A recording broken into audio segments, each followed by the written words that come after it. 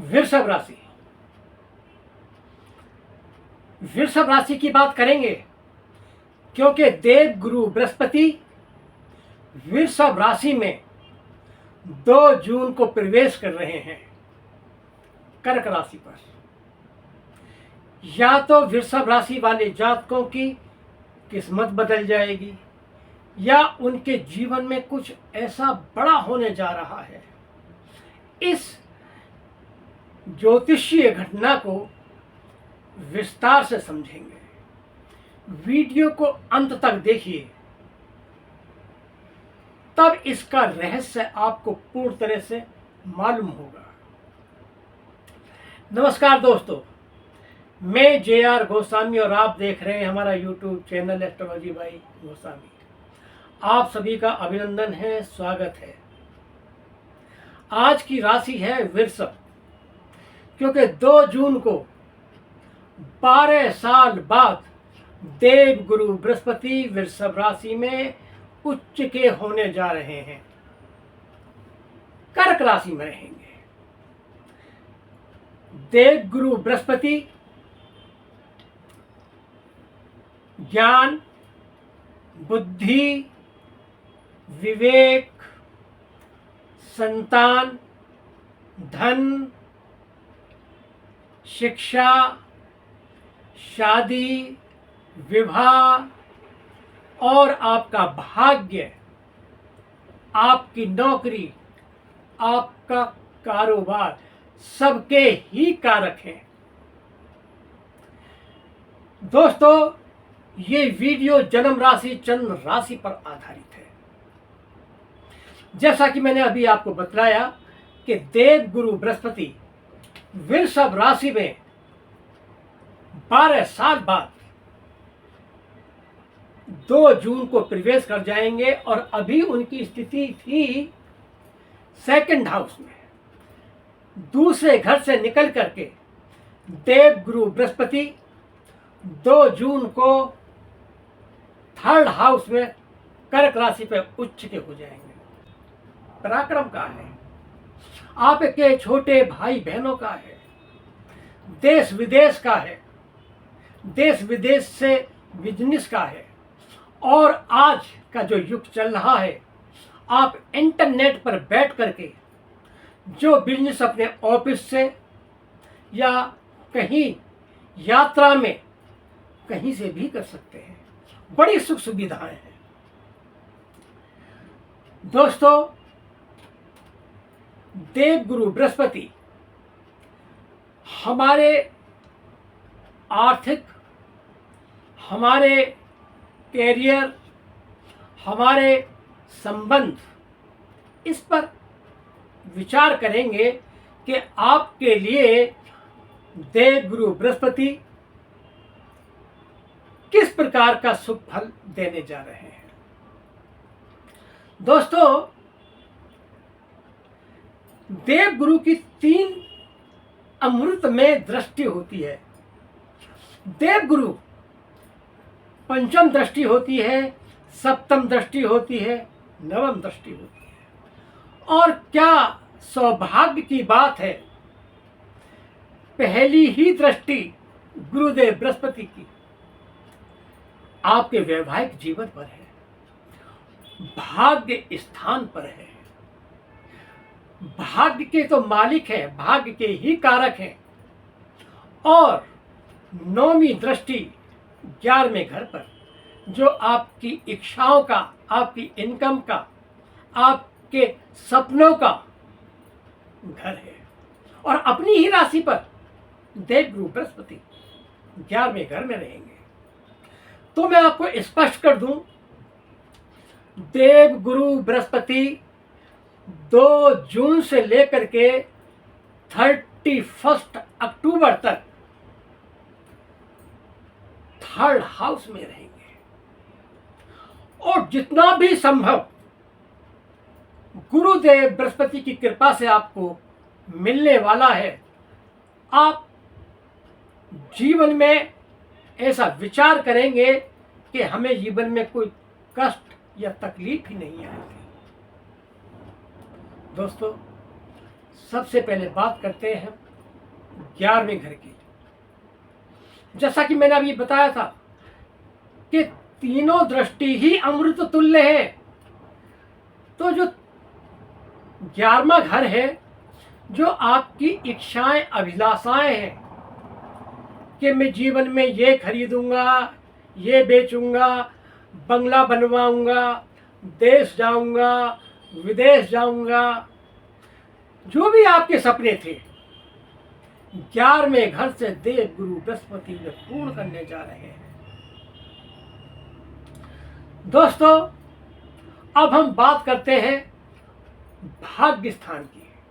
आप जैसा कि देख पा रहे हैं 11वें घर में मीन राशि थी और भाग्य स्थान पर दृष्टि पड़ रही है गुरुदेव बृहस्पति की। भाग्य के ही कारक है। हो सकता है कि आपके पिताश्री भी आपकी मदद करें। भाग्य तो आपका बलवान होने जा रहा है। भाग्य के बारे में तो आप निश्चिंत रहें। जो बहुत दिनों से आप कहीं डील नहीं कर पा रहे थे, बिजनेस व्यापार की बात नहीं कर पा रहे थे, कहीं इन्वेस्ट नहीं कर पा रहे थे, अब आप ध्यान रहे धार्मिक काम काज भी करेंगे, मंगल काम काज भी होने जा रहे हैं। आप अपने बिजनेस और व्यापार के साथ साथ धार्मिक प्रवृत्ति के भी होकर रहेंगे। अब हम बात करते हैं सप्तम भाव की। सप्तम भाव 1 2 3 4 5 अर्थात आपका वैवाहिक जीवन। बहुत समय बाद आपका वैवाहिक जीवन अति उत्तम सुंदर बनने जा रहा है। कहते हैं कि जिसके परिवार में सुख शांति है, उसकी हर समस्या का समाधान परिवार में ही हो जाता है। जहां सुमति तहां संपत्ति नाना, जहां कुमति तहां विपत निदाना। जिस दंपत्ति में बहुत अच्छी अंडरस्टैंडिंग है, विचार करते हैं बैठ बैठ करके भावी भविष्य के लिए कुछ योजनाएं बनाते हैं, तो जो योजनाएं बनती हैं वो बहुत ही हमारे भविष्य के लिए अच्छी होती है। परिवार है धीरे धीरे बढ़ता भी है। हाँ, एक बात और है कि सप्तम भाव पार्टनरशिप का भी है, क्योंकि देवगुरु बृहस्पति के होते हुए यदि आप कहीं किसी के साथ पार्टनरशिप करते हैं तो लाभ ही लाभ नजर आ रहा है। आपका रुका हुआ धन, आप जो कार्य नहीं कर पा रहे थे वो काम अब आप आराम से कर सकेंगे। नौकरी के लिए बहुत ज़्यादा आसार नजर आ रहे हैं। बड़ी बड़ी कंपनियों में आपको अपॉर्चुनिटी मिलने वाली है।